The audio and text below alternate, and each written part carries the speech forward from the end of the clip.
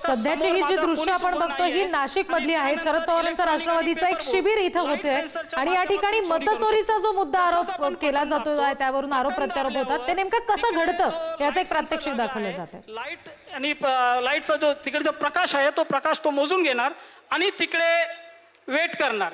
जर असा प्रोग्राम आत आहे तर 3 सेकंड 4 सेकंड जशी प्रोग्रामिंग केली असेल 4 सेकंडचा आत बटन दाबून जर वोटर निघून गेला तर ते वोट चोरी होईल आणि इलेक्ट्रॉनिक आणि पेपर वोट दोघं चोरी होईल।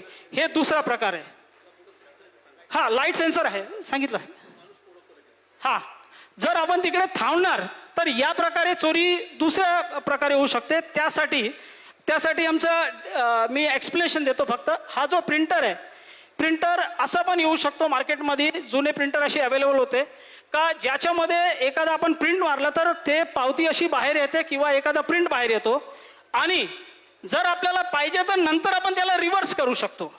तर वोट देण्याची प्रक्रिया जी 15 सेकंदाची असते त्याच्यावर बटन दाबल्यावर पावती बाहेर निघते। भरपूर लोकांनी पावती बघितली पण असेल, पण पावती पडताना नाही बघितली।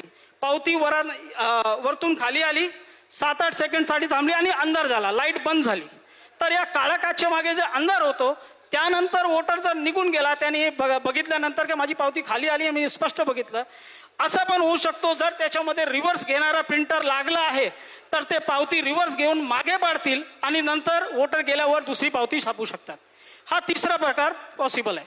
चौथा प्रकार जो आहे तर याच्यामध्ये आपण असं बघितलं आहे की हे जे पावत्या भेटतात या पावत्यामध्ये डबल साइड प्रिंटिंग केली। आपण ATM ला जातो, कुठल्या हॉटेलला जातो, याच्यामध्ये प्रिंट येते। प्रिंट झाल्यानंतर याचा जो इंक आहे ते 3-4 तासात 1 दिवसात उडून जातो। मग जर असा प्रिंटर त्याच्यामध्ये आहे का एक बाजूला तो एक प्रिंट मारतो, ज्यांनी वोटरनी ज्याला वोट दिला त्याची पावती या बाजूला, पण ही उडणारी इंक असेल आणि या बाजूला ज्याला वोट चोरून करून द्यायचे त्याची पावती जर या बाजूला छापली तर होणार काय, वोटर या बाजूचा बघणार आणि जाणार। 3 दिवसानंतर 3 दिवसामध्ये तो इंक जे आहे ते उडून जाऊ शकते आणि त्याच्यामध्ये त्या प्रकारे पण चोरी होऊ शकते। असे 4 प्रकार आम्ही जे हार्डवेअर त्याच्यामध्ये बघितले त्याप्रमाणे ही मशीन बनवून आम्ही हे 4 प्रकार सांगू शकतो।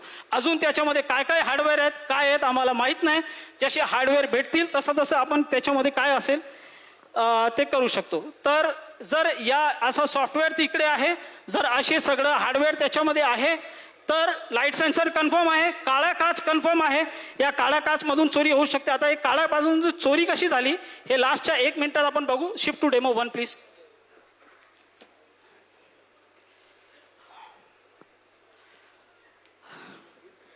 आता परत एकदा बघून घ्या, याच्यामध्ये पावती नाहीये आणि नेमकी काळा काचच्या मागे चोरी कशी झाली ते आपण बघू। काळा काच काढून याच्यामध्ये काळा काच लागला याचे पण प्रमाण आहे आणि आता आपण वोटिंग स्टार्ट करू। तर आपण स्टार्ट वोटिंग। केळ्याला मत दिलं आणि केळ्याची पावती आपल्याला दिसत आहे। मग याच्यामध्ये केळ्याची पावती स्पष्ट दिसली।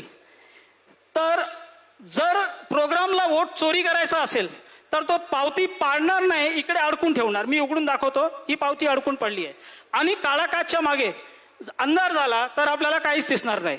पावती अडकून पडली आहे। 7-8 सेकंड बघितल्यानंतर पण आपल्याला ती पावती अडकू शकते जर अंधार झाला तर। आता दुसरा वोटर समजा केळ्याला मत द्यायला आला परत आणि त्यांनी केळ्याला मत दिलं तर आपण परत बघू। आता फक्त प्रोग्राम काय करणार, लाईट पेटवणार आणि पहिल्याची पावती दुसऱ्याला दाखवणार। असा तिसरा पण दाखवू शकतो, चौथा पण दाखवू शकतो, पाचवा पण दाखवू शकतो। जसं प्रोग्राम मध्ये सेटिंग केली असेल तशी। आपल्याला काय दिसतंय, वोट दिला आणि त्यानंतर आता बघू इकडे काय दिसतंय, दुसऱ्याला पहिल्याची पावती दाखवली आणि अंगात झाल्यानंतर बटन मारला। आता काळाच्या मागे दिसत नाही, काळा झाल्यानंतर काय नाही, लाईट पेटणार दिसत नाही आणि लाईट किती वोटरसाठी किती जेवढी आपल्याला चोरी तेवढ्या लोकांना पावती तशी दिसणार नाही।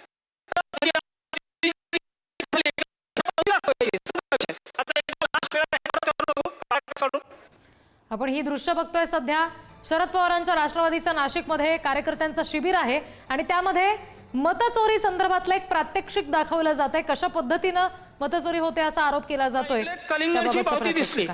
आता शरद पवारांच्या राष्ट्रवादीमधली शिबिरामधली ही दृश्य आपण बघत होतो। त्या ठिकाणी मतचोरी संदर्भातलं एक प्रात्यक्षिक दाखवलं जात होतं।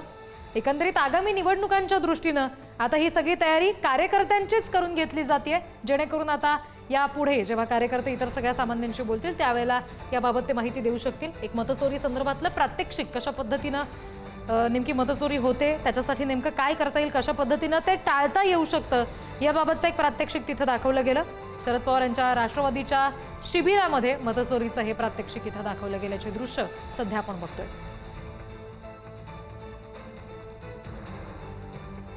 नाशिकमध्ये हे शिबिर पार पडतंय आणि तिथेच आता हे मतचोरी संदर्भातलं प्रात्यक्षिक दाखवलं गेलेलं आहे, त्याची दृश्य आपण बघतोय।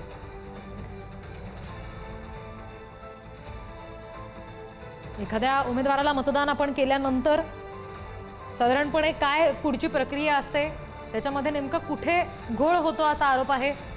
या सगळ्याबाबतचं एक विश्लेषण इथं केलं गेलेलं आहे। 3 दिवसाचा शरद पवारांचा हा नाशिक दौरा आहे, ज्या दरम्यान एकंदरीत हे सगळं शिबिर पार पडतंय। कार्यकर्त्यांशी इथं संवाद साधला जातोय। शरद पवार उपस्थितांना संबोधित सुद्धा करतील, पण सध्या मतचोरी संदर्भातलं एक प्रात्यक्षिक इथं दाखवलं जात आहे आणि त्याची ही दृश्य आपण बघतोय। ज्या उमेदवाराला आपण मतदान करतोय त्यालाच ते जातंय का, की या सगळ्या प्रक्रियेमध्ये मध्येच कुठेतरी घोळ होऊन वेगळ्या उमेदवाराला आपलं मत जातंय, याबाबतचं एक स्पष्टीकरण किंवा याबाबतचं एक विश्लेषण इथं केलं गेलेलं आहे। ते टाळण्यासाठी काय करता येईल हे सुद्धा त्यांनी सांगितलं। ठीक आहे, पुढच्या वेळेस प्रोग्राम करतील। हे मुद्दाम आपल्याला लक्षात दाखवलं की इथून पुढं राज्यात आपण म्हणजे जे वोट चोरी गद्दी चोरी और गद्दी चोरी वोट चोरी हे दाखवण्याकरता ज्या ज्या मतदारसंघात असं प्रेझेंटेशन लागेल तुमच्या आमच्या मतदारांना कळू द्यात की यांनी वोट चोर करून त्या ठिकाणी सत्ता नाही का या ठिकाणी आपल्याकडून हिसकावून घेतली। तर ज्यांना ज्यांना प्रेझेंटेशन राज्यभर लागेल त्यांनी निश्चित सांगावं। यानंतर एक 5 मिनिटांमध्ये ही तरुण मुलं सगळी या संदर्भातली आपण काय काळजी घ्यायची ते सांगतील।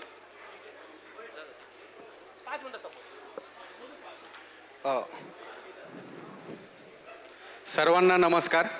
आत्ता जे काही जगताप सरांनी आणि EVMचं जे काही दाखवलं आहे त्याच्यामधून मला वाटतंय की देशभरामध्ये जे काही विरोधक असतील किंवा सामान्य जनता असेल ती सत्ताधाऱ्यांच्या विरोधात जो नारा लावती तो नारा लावून आपण हे सेशन सुरू करावं।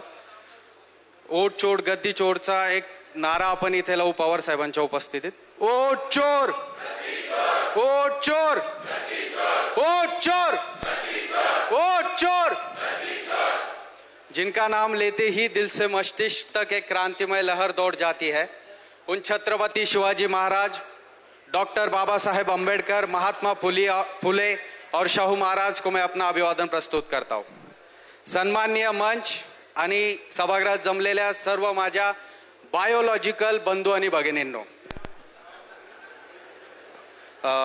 आम्ही महाराष्ट्रभरातील शिव फुले शाहू आंबेडकरी विचारधाराची मुलं मुली जे गेल्या काही 5-10 वर्षांपासून पॉलिटिकल कन्सल्टंट म्हणून काम करतायत, मीडिया मॅनेजमेंटमध्ये काम करतायत, इलेक्शन मॅनेजमेंटमध्ये काम करतायत, ग्राउंड रिसर्चवर काम करतायत, सगळ्यांनी एकत्र येऊन जगताप सरांच्या मार्गदर्शनामध्ये एक मॉडेल तयार केलं आहे की